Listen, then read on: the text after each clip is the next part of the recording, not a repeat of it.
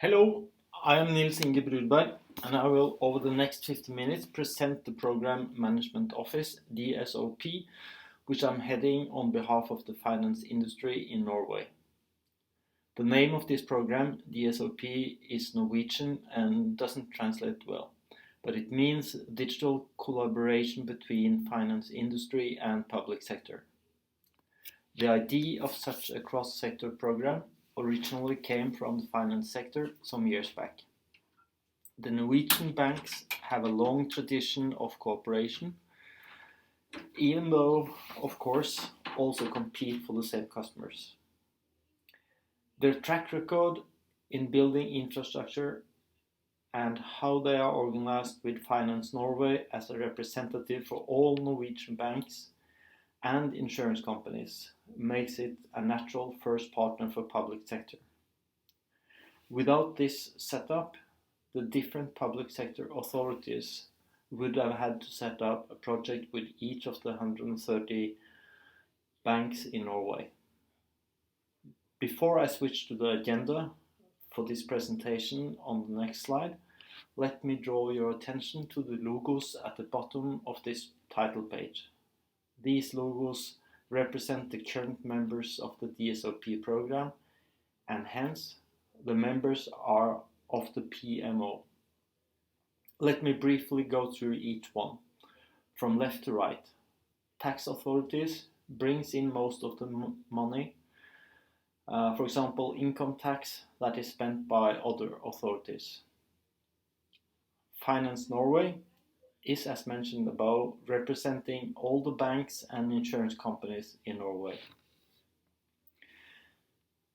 BITS is Finance Norway's infrastructure company and is responsible for the common infrastructure used by the Norwegian banks.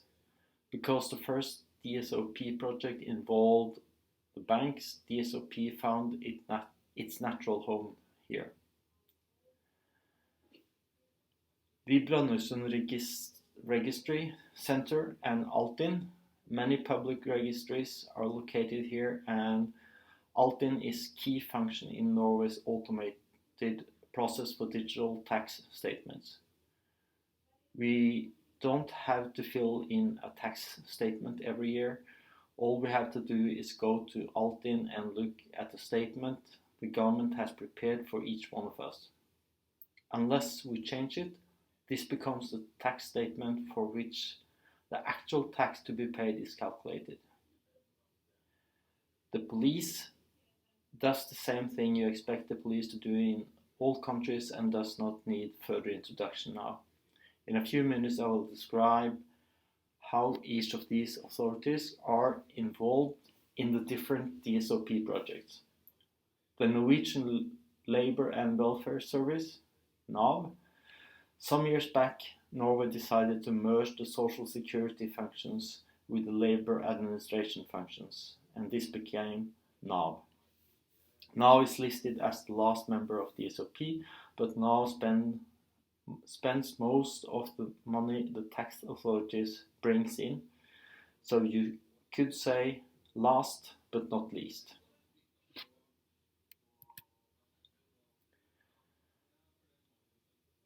As you can see, the presentation is organized according to Global PMO Awards recommendation. I will first give you an overview of the DSOP PMO, including the members of the PMO and how these very different organizations have set up the DSOP program to have a minimum overhead and a maximum effect. I will then give you a brief introduction to how the DSOP program was initiated and why. You will also hear about major milestones we have put behind us. The next part will be the biggest one, and it focuses on governance and different PMO responsibilities per project. In order to give a good description of the governance structure in the program, I will both look upwards to the CEOs and downwards to the many DSOP projects, and sideways to the reference groups who give us guidance and new candidates for the future DSOP projects. The last three sections covered our objectives, our results, and our plans for the next month.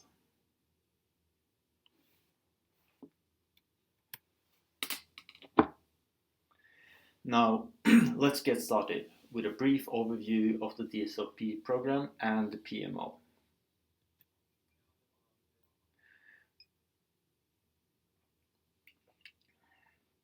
The DSOP Program Management Office consists of 8 people, of which 6 represents the public sector and 2 represents the finance sector.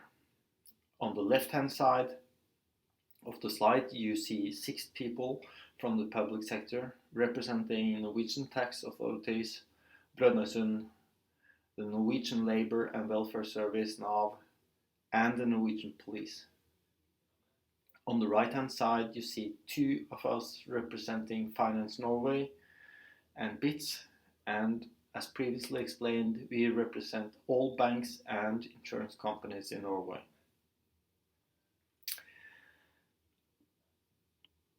This group of people consists of business development resources and enterprise architectures from very different organizations. This DSOP PMO is therefore living open innovation every day, and some very good results have come out of this program already. I will talk more about this in the results sections towards the end of the presentation.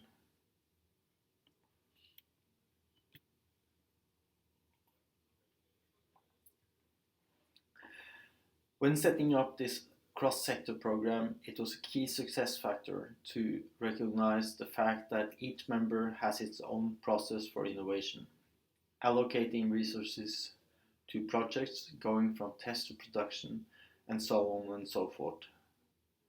With this setup, a DSOP project may consist of up to 7 organizations, each with their own internal project they have to respect and follow. We designed a logo that expresses how we address this challenge. The large circle in the middle represents common parts of the project. The small circle on the outside of the big circle represents the individual processes and tasks that are performed by each organization. They all have their own internal projects, which DSOP has no control over, and at the same time they take part in the central project. One example of this setup is the DSOP project, the loan process automation, where one bank makes the solution available to the customer's representative facing the customer, whilst other bank makes the solution available directly to the customers as a self-service solution. Common for the 2 banks is the way they get the customer's consent and how they pull data from tax authorities using the consent token. To keep administrative overhead to a minimum, it was decided to avoid a central DSOP budget. All the DSOP members covered their own expenses, and to keep the risk to a bare minimum, we tried to make them as small as possible in scope, often called minimum viable product philosophy. And we include no more than 3 banks in each project.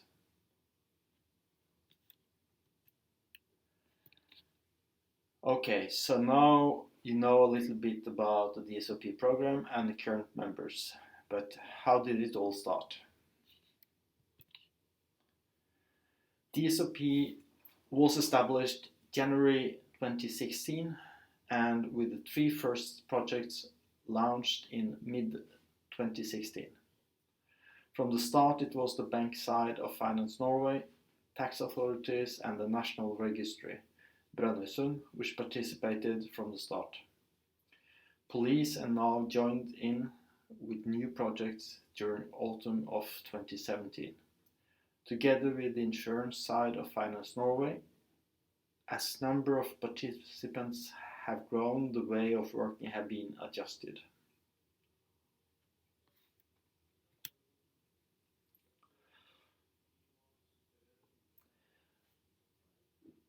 When DSOP was established, the CEOs of Finance Norway, the Brønnøysund Registry, and the tax authorities decided that it was time to take digital transformation to the next level. Until January 2016, the focus was on digital efficiency within each sector, and now the CEOs wanted to achieve new and bigger benefits through sharing data across the silos.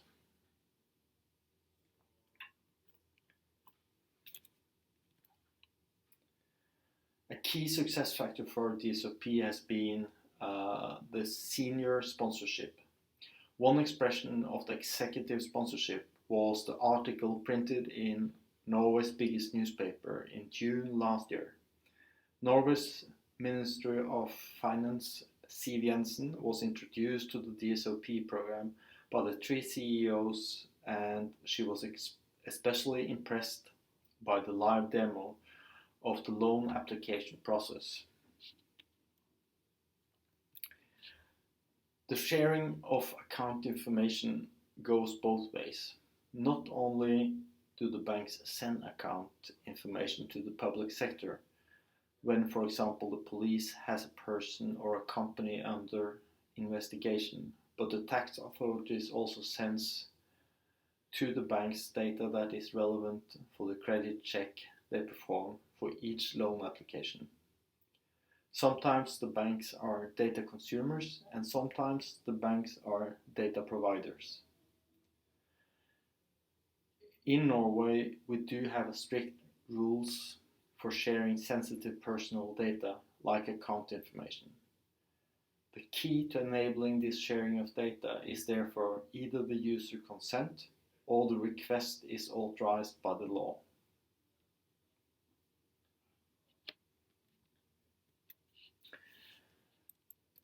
In the beginning, I talked about the many participating organizations in DSOP and how the cost and benefits are distributed among these organizations.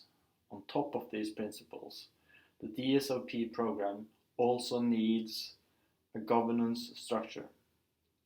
If there is a conflict in one of the projects, how does the steering committee escalate these issues to have it settled by the next level? This is the topic for the next section. This slide illustrates the DSOP governance structure. Let's start with the governance pyramid in the middle of the slide. At the top of the pyramid, you find the CEO Forum, and currently this forum includes executives from 5 participating organizations. They meet twice a year, and all major decisions in DSOP are approved or declined by this forum. Exactly which decisions will be covered when I'm presenting the next slide.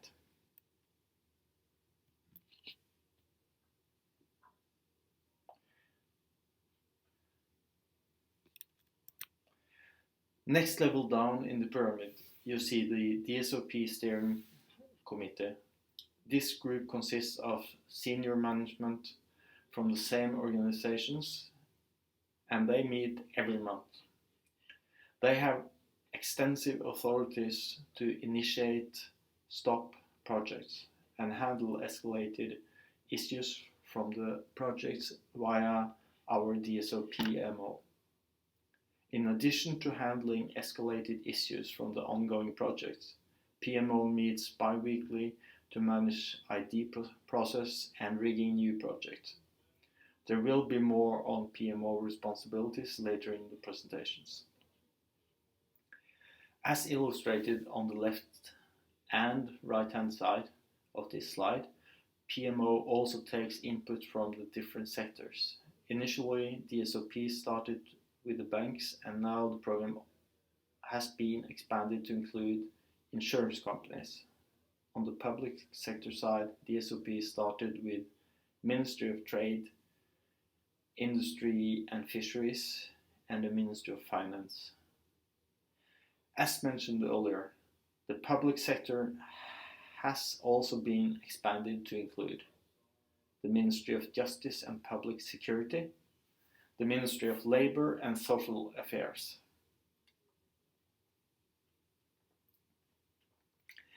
At the bottom of the pyramid, you see all the ongoing DSOP projects. In a few slides, I will explain the different roles the PMO takes depending on the different DSOP project phases. But first I will talk about the declaration of DSOP. This is the document that describes the different project phases of a typical DSOP project. The declaration of DSOP.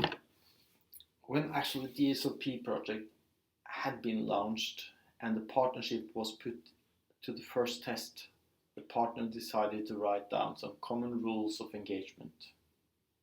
The document is not very thick and only contains the following sections. Starting from the top of the slide, you find the definitions of each project phase and their associated deliverables.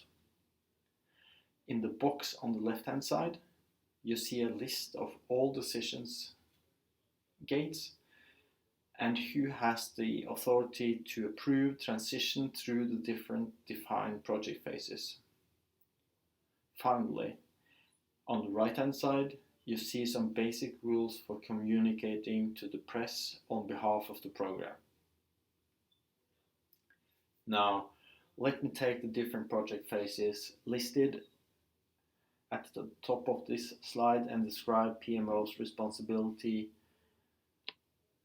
associated with each one of them.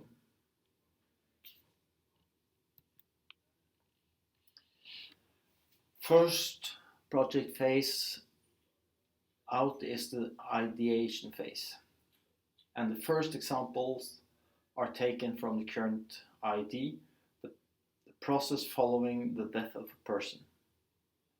Many organizations want to improve this process, and the PMO has invited different stakeholders to a series of workshops to map out the current as-is process and to get an idea of an ideal future to-be process.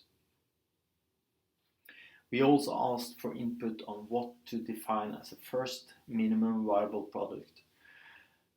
Another responsibility for PMO is to create an initial estimate of potential savings, and for this project, the estimate says more than $1 billion over 10 years. And more importantly, this new digital process makes life much easier for the mourning family members. Another idea that passed the ideation phase recently was disability pension. This process was initiated by the insurance companies and the Norwegian Labour and Welfare Administration agreed to help the financial sector with the data related to sick leave and disability pension.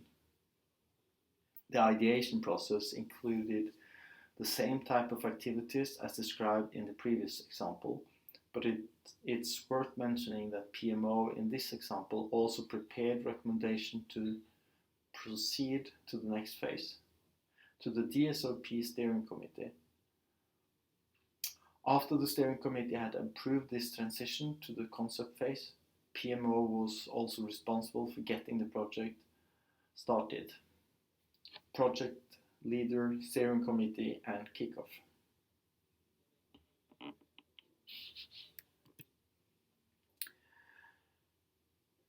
Once the disability pension project was underway in the concept phase, PMO took on the role as the steering committee for the project.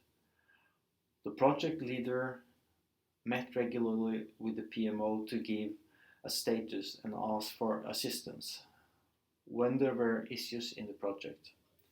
And the completion of this phase, The PMO assisted the project leader in creating the project report, and PMO recommended to the DSOP steering committee to go to the planning phase. As for the previous transition, PMO was also responsible for managing the transition to the planning phase.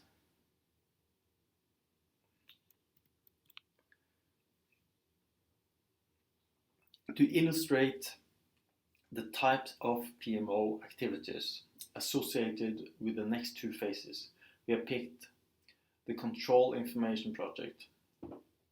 The job to be done in this project is to send timely and accurate account information from the bank to the public sector to assist in control activities. For example, the police investigate a company for fraud. One important activity performed by the PMO in this project was to define common architecture for transmitting account information between public sector and the bank.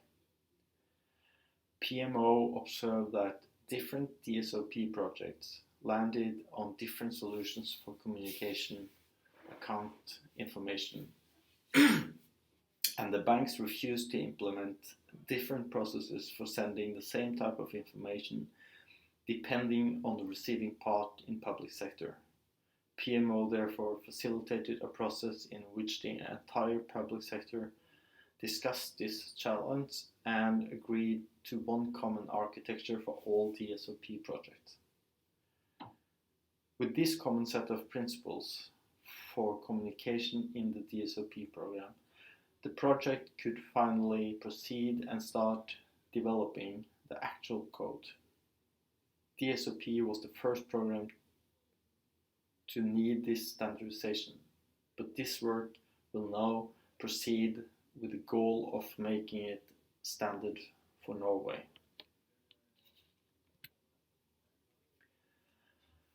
The last DSOP phase is the rollout phase, and in this phase, PMO facilitates a discussion on how the many DSOP projects in the pipeline should be released to deployment and management of these solutions once they are airborne. PMO has created a template for onboarding of new data consumers and suppliers based on the experience from the first project to be rolled out, consent-based loan application.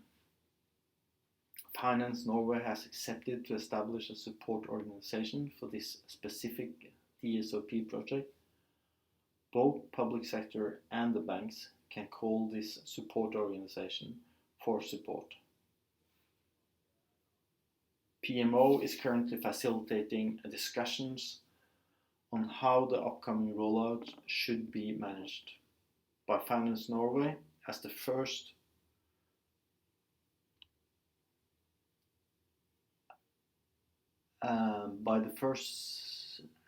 project or a different model.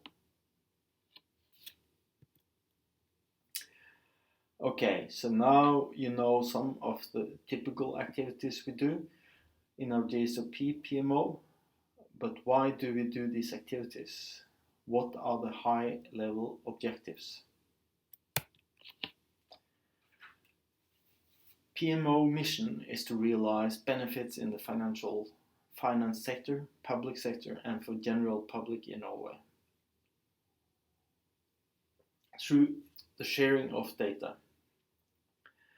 The mission can be broken down into three main objectives: ensure continuous flow of new good ideas and the transition from idea to actual project. When appropriate, facilitate standardization across the different DSOP projects. And 3, secure support for DSOP activities through proper stakeholder management, politicians, board of directors in the banks, and so on. These 3 main objectives are achieved by performing the following main functions. PMO meets every 2 weeks, and regularly these meetings are expanded into longer workshops to discuss specific ideas in the ideation phase. PMO also prioritizes the project candidates based on input from external reference groups and recommends to the steering committee for DSOP which new project phases to approve. PMO is, as mentioned previously, responsible for the ideation phase and for all transition to new project phases. PMO also takes on the role as steering committee for projects in the concept phase. To ensure required support from the stakeholders and the general public, PMO is also responsible for running an annual full-day DSOP conference. PMO also sends out newsletters regularly and have other activities that involves communicating what DSOP is all about and the benefit associated with it.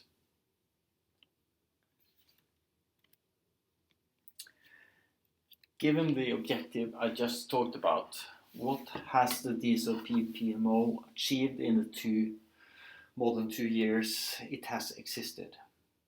In order to answer these questions, I will first talk about 2 high-profile projects, followed by some comments about the innovation funnel.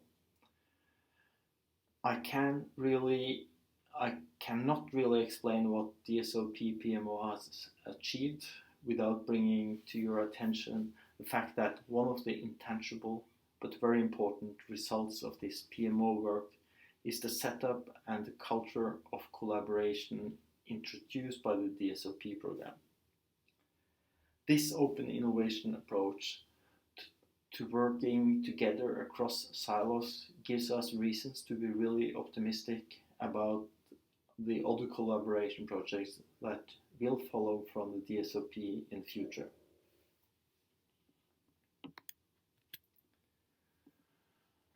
The loan process automation. One tangible result from DSOP PMO is the loan process automation, which is currently running in production in many banks. The biggest bank in Norway, DNB, is publicly claiming to be the first bank in the world to process a mortgage completely without human intervention. The new automated solution enables customers to get a response to the loan application within 2 minutes, 24 hours, 7 days a week. Let's take the process step by step, starting from the left-hand side.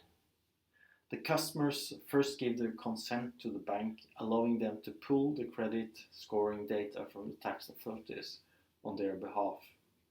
This operation is done using the user consent functionality made available by Altinn in the Brønnøysund Registry Center. The next step is performed by the bank, which collects the relevant tax and updated salary data for the customers from the tax authorities. Automating this process gives the bank huge savings, and at the same time customers get much better service from the banks. The customers can now let more banks compete for their business by applying for loans in many banks in parallel.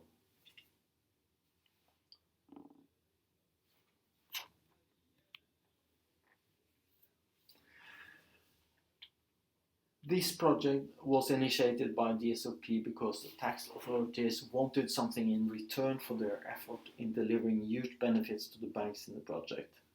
Loan process automation.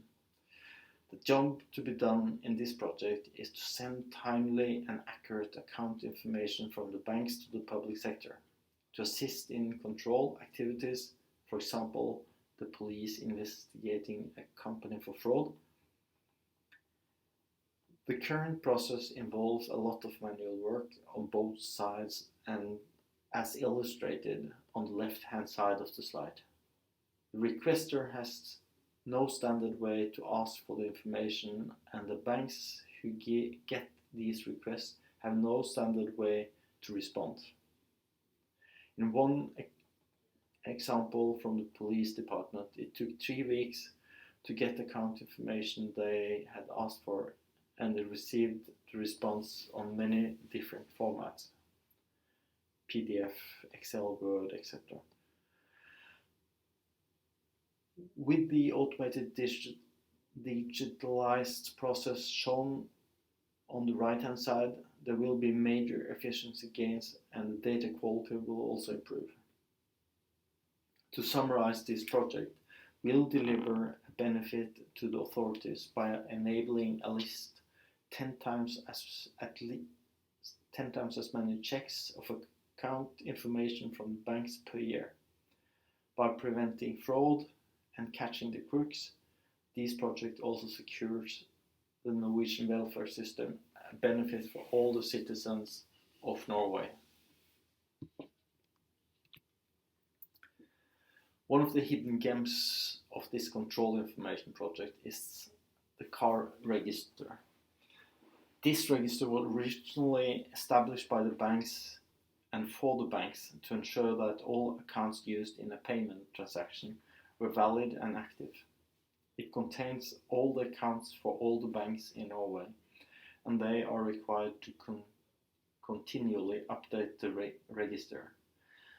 With DSOP, this register is being opened up for use by public sector as well as, and this enables some of the great benefits. Rather than ask all banks to send information about a given organizational number, if they know the company, the authorities can now ask CAR for a list of banks who know this customer, and then only ask these banks for a list of accounts for this customer and possibly the balance on these accounts. This is the flow illustrated in this slide, and it shows that the other 130 banks do not have to receive and process this request from the authorities. The mere fact that the police or the tax authorities ask for information about the company is in itself sensitive information. It is therefore of great value to keep the list of banks they have to ask to a minimum, as described above.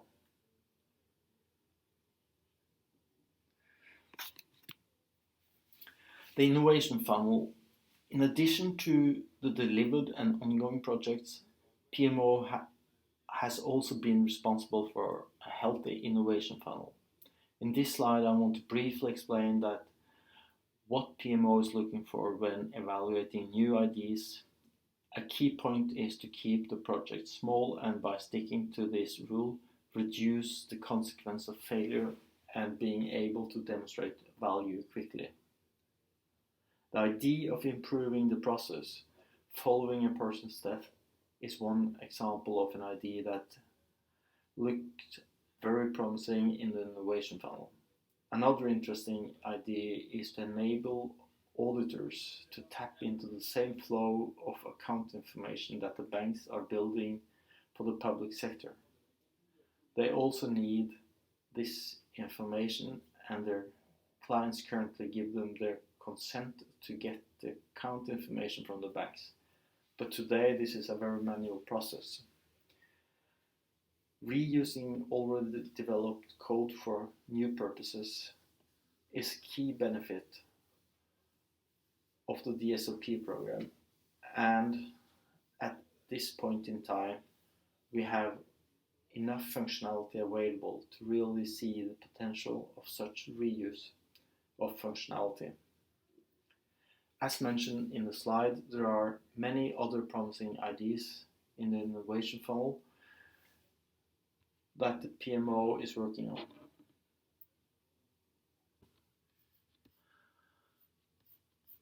Now that I have covered governance, objectives, and some of the results from this program and achievements that can be attributed to this DSO PMO, what is next for our PMO?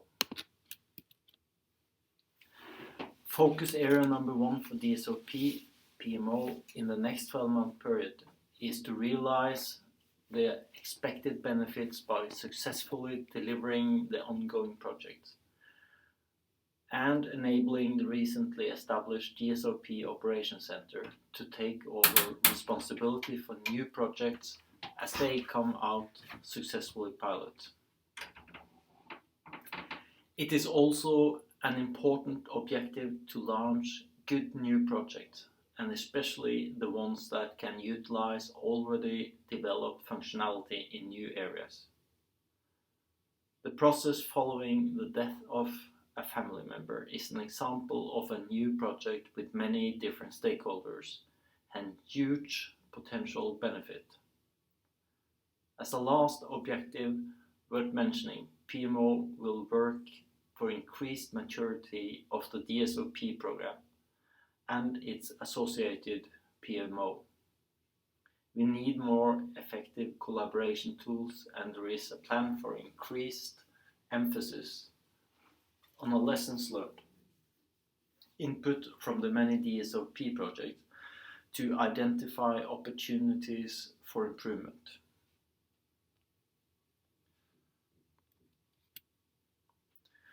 Since this is not a real-time video conference, I encourage you to contact me for any questions or comments you may have.